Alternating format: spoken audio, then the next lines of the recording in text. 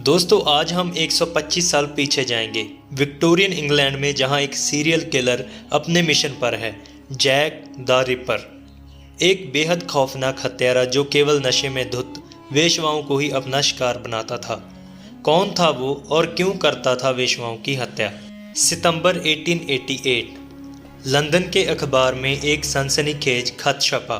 कहा जाता है कि वह खत लंदन के पूर्वी इलाके में घूम रहे एक खतरनाक हत्यारे ने लिखा था। अखबार में छपे खत में उसने अपनी पहली हत्या के बारे में विवश तरीके से जानकारी दी थी। उसने यह भी बताया था कि वह और हत्याएं करने वाला है। अखबार में छपे इस सनसनीखेज खत के बारे में पुख्ता जानकारी नहीं थी कि इस खत को सीरियल किलर ने ही लिखा है, मगर इस खत ने उस हत्यारे को एक पहचान, एक नाम दे दिया, Jack the Ripper. Jack the Ripper ने 5 हत्याएं की। सबकी जान वह एक खास तरीके से ही लेता था। उन 5 के गर्दन किसी तेज धार वाले हथियार से रेते गए थे। लंदन का व्हाइट चैपल इलाका वेश्याओं का गढ़ माना जाता था। जैक ने इसी इलाके में ज़्यादातर हत्याओं को अंजाम दिया था। 31 अगस्त 1888 जैक ने पहला शिकार किया। उस औरत का नाम था मैरी एन निकोलस।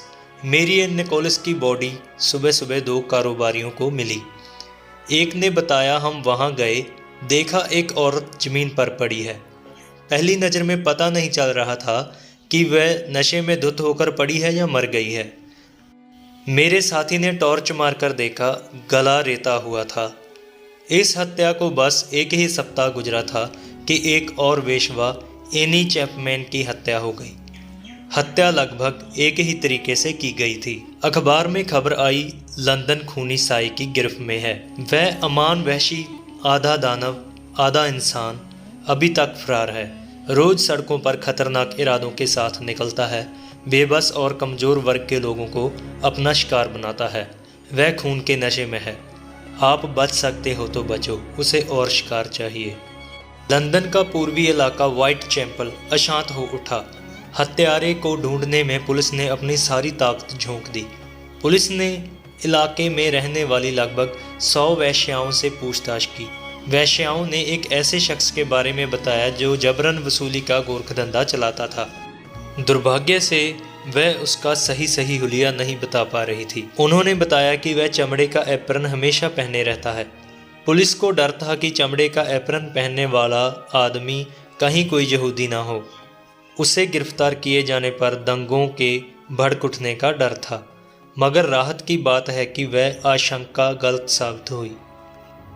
सितंबर के अंत में अपने खतरनाक इरादों के साथ रिपर एक बार फिर सामने आया। इस बार उसने 2 औरतों को अपना शिकार बनाया। दोहरे हत्या की इस वारदात ने लंदन ही नहीं बल्कि पूरी दुनिया में सनसनी फैला दी। 1 अक्टूबर 1888 अखबार में फिर खबर छपी, सफ़ेद चैपल वापस आ गया है। इस बार उसने 2 शिकार किए। ये हत्याएं रात के 1 बजे हुई। इस बार भी गला रेत कर हत्या की गई थी। सिर्फ ब्रिटेन ही नहीं, दुनिया भर में यह खबर हेडलाइन बनी। लंदन के पूर्वी इलाके व्हाइट चैपल में यहाँ पर यह घटना घटती थी। देश भर से हज़ारों लोग वहाँ आए।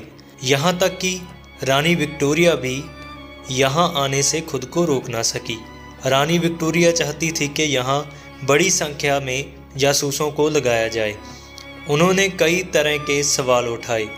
पूर्वी इलाके में सावधानी बरतते हुए पुलिस की गश्त बढ़ा दी गई। चप्पे चप्पे पर जासूस लगाए गए। हत्यारे ने अपने कदम कुछ दिनों के लिए रोक दिए, मगर 1 ही महीने बाद उसे अंदाजा हो गया कि अब शिकार पर निकलने में कोई खतरा नहीं है। मैरी कैली रिपर की सबसे कम उम्र की शिकार साबित हुई। उसकी उम्र सिर्फ 25 साल की थी। वह अकेली शिकार थी जिसे घर के भीतर मारा गया। उसके मकान मालिक ने बताया कि उसकी हालत देखकर लगता था कि यह काम किसी इंसान का नहीं बल्कि एक हैवान का है। भले ही बाद में जैक द रिपर ने हत्याएं करनी बंद कर दी, मगर वह विक्टोरिया युग के इंग्लैंड को याद दिलाता रहा। रिपर की कहानी इसलिए भी लोगों को रोमांचित करती है कि उसके बारे में अभी तक रहस्य बना हुआ है। जितने भी इम्पोर्टेंट प्रूफ थे उन्हें नष्ट कर दिया गया। सवाल अब भी जिंदा है कि कौन था वो हत्यारा।